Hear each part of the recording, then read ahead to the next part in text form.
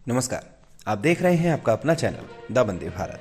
हरियाणा की मनोहर लाल खट्टर सरकार ने राष्ट्रीय राजधानी यानी एनसीआर से अपना 1/3 हिस्सा हटाने की मांग को लेकर एनसीआर योजना बोर्ड को पत्र लिखा। खट्टर सरकार ने इसके पीछे दलील देते हुए कहा है कि हमें लाभ पहुंचाने की बजाय नुकसान हो रहा है। हालांकि उन्होंने ये भी कहा कि योजना बोर्ड ने हरियाणा के इस अनुरोध को स्वीकार भी कर लिया है।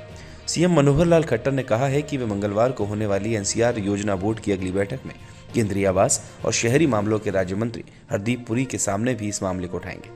एनसीआर में अपने हिस्से में कटौती की मांग को लेकर मनोहर लाल खट्टर ने कहा कि राष्ट्रीय राजधानी दिल्ली पर शहरीकरण के बोझ को कम करने के लिए एनसीआर का विस्तार किया गया था। इसलिए यह निर्णय लिया गया था कि दिल्ली के आसपास के इलाकों में भी उसी तरह की सुविधाएं और बुनियादी ढांचे विकसित हो पाए।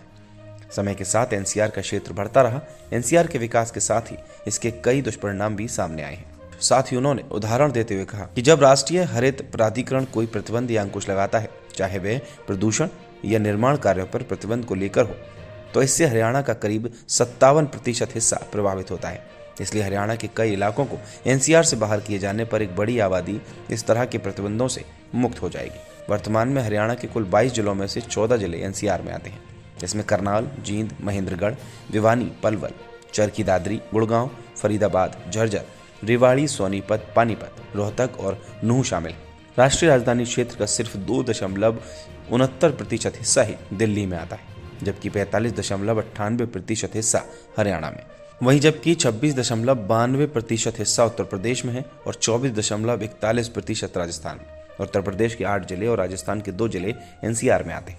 अगर केंद्र सरकार हरियाणा सरकार की इस मांग को मान लेती है तो कई जिलों के कुछ ही हिस्से एनसीआर में आएंगे। जैसे उदाहरण के तौर पर वर्तमान में पूरा करनाल जिला एनसीआर में आता है, लेकिन अगर हरियाणा के एनसीआर वाले हिस्से में कटौती होती है तो सिर्फ घरौंदा तहसील ही एनसीआर में आएगी।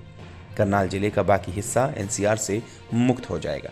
अगर आपको भी ये वीडियो पसंद आई हो तो इस वीडियो को लाइक कीजिए, शेयर कीजिए और हमारे चैनल को सब्सक्राइब कीजिए। नमस्कार।